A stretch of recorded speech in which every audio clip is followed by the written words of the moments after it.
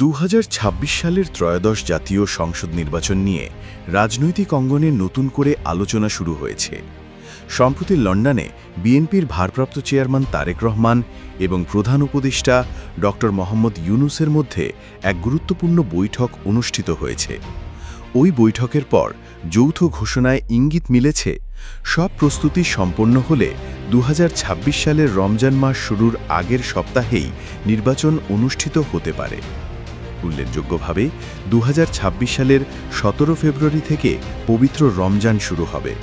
সেই হিসেবে 12 ফেব্রুয়ারি অর্থাৎ বৃহস্পতিবার ভোটগ্রহণের সম্ভাব্য তারিখ হিসেবে সামনে এসেছে। তবে আরও একটি সূত্র বলছে 9 থেকে 12 ফেব্রুয়ারির মধ্যে নির্বাচন অনুষ্ঠিত হতে পারে। বিএনপির ঘনিষ্ঠ সূত্রগুলো জানিয়েছে, 12 ফেব্রুয়ারির সম্ভাব্য নির্বাচনের তারিখ নিয়ে ইতিবাচক মনোভাব পোষণ করছেন দলের ভারপ্রাপ্ত চেয়ারম্যান তারেক রহমান এবং চেয়ারপারসন বেগম খালেদা জিয়া।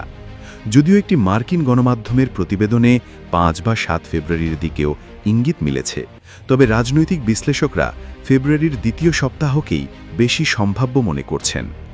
বৈঠক শেষে জাতীয় নিরাপত্তা উপদেষ্টা খলিলুর রহমান সাংবাদিকদের জানান, তারেক রহমান প্রস্তাব দিয়েছেন যে রমজানের আগেই নির্বাচন হলে তা গ্রহণযোগ্য ও সময়োপযোগী হবে। এ প্রস্তাবকে প্রধান উপদেষ্টা ড. মোহাম্মদ ইউনূস ইতিবাচকভাবে গ্রহণ করেছেন এবং জানিয়েছেন, আগামী বছরের এপ্রিলের প্রথমার্ধের মধ্যেই নির্বাচন অনুষ্ঠানের লক্ষ্যে কাজ চলছে। তবে সেই সঙ্গে তিনি এও বলেন, নির্বাচনের আগে সংস্কার ও বিচারের প্রক্রিয়ায় পর্যাপ্ত অগ্রগতি অর্জন অপরিহার্য।